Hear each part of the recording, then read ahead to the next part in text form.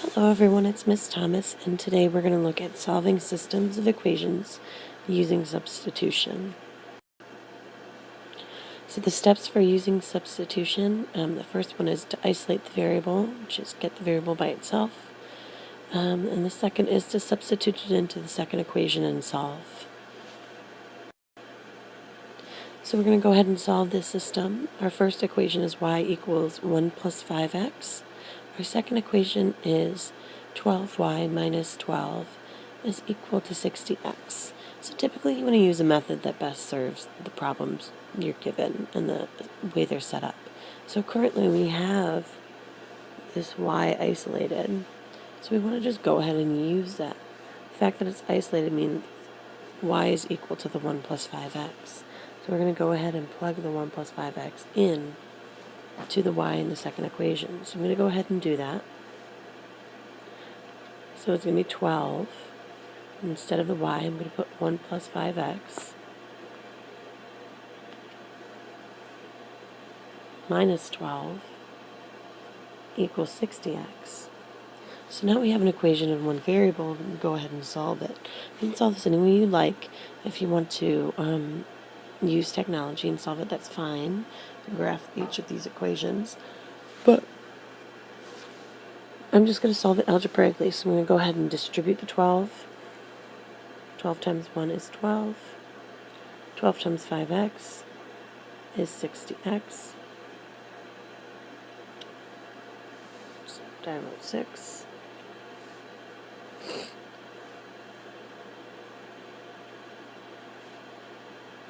And then bring down the minus 12 equals 60x. So now I have x's on both sides of the equation. I want to go ahead and move one to the other, and you should be able to see what's about to happen here.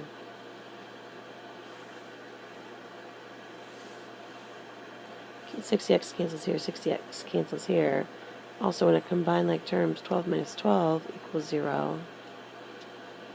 And I end up with 0 equals 0. So, because the result of this is true, this goes back to our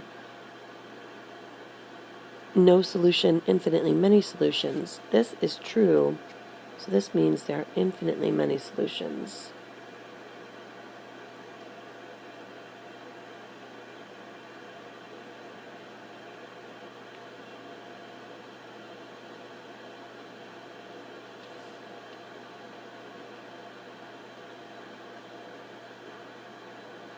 Okay. So that means if we had graphed these, that these would be parallel lines. I'm sorry, they wouldn't be parallel lines, they'd be the exact same line. So the y equals 1 plus 5x. My y-intercept is 1. My slope is 5.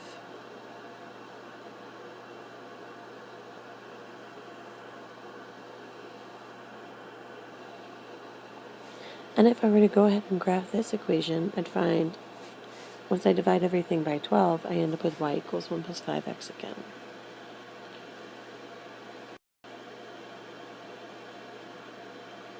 Here's another system. X equals 4, and 3x plus y equals 10. So you can see the x is already by itself, and you should realize, and some people don't,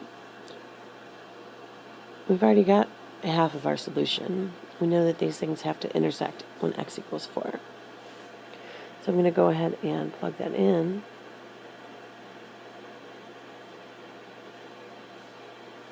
So it's 12 plus y equals 10.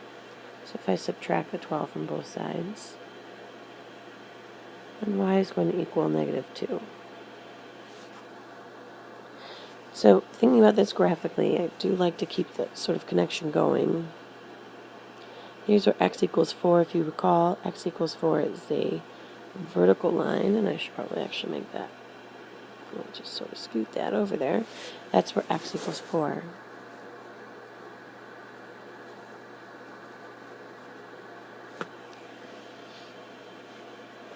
Okay, so then the 3x plus y equals 10. If I were to graph that from the intercepts, my y-intercept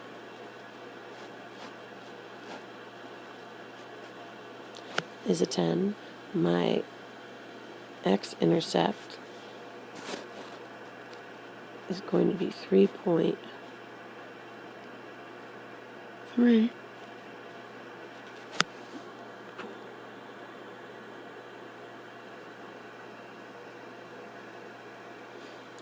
And you can see that point of intersection is down here, okay, where y is negative.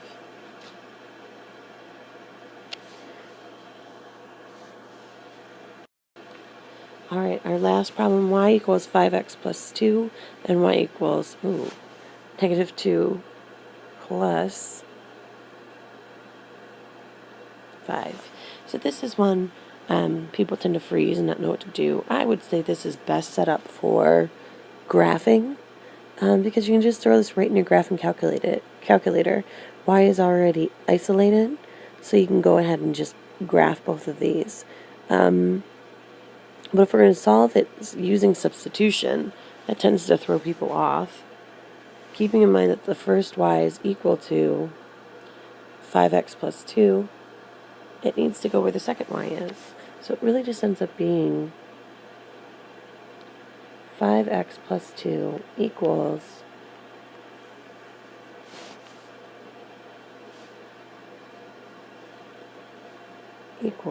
negative 2x plus 5.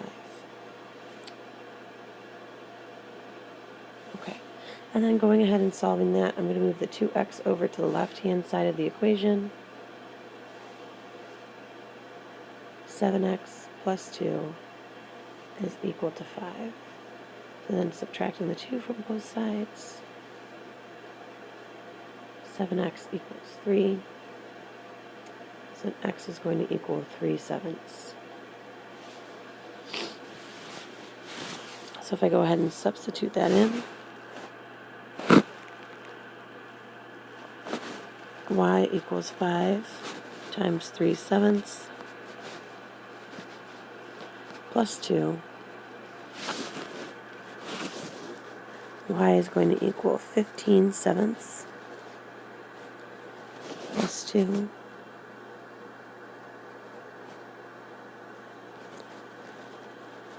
So changing my 2 to a 14/7 so they have a common denominator. 29/7.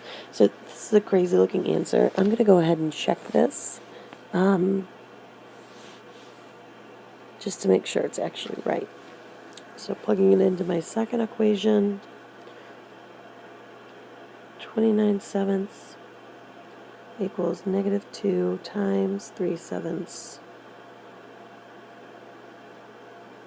plus 5.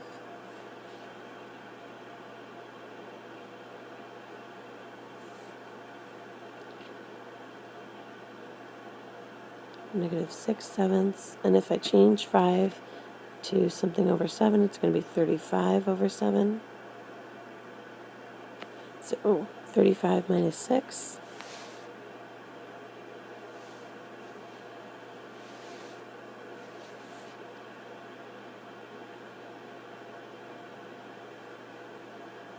is 29. So it does work. So my solution is 3/7 for the x and 29/7 for the y.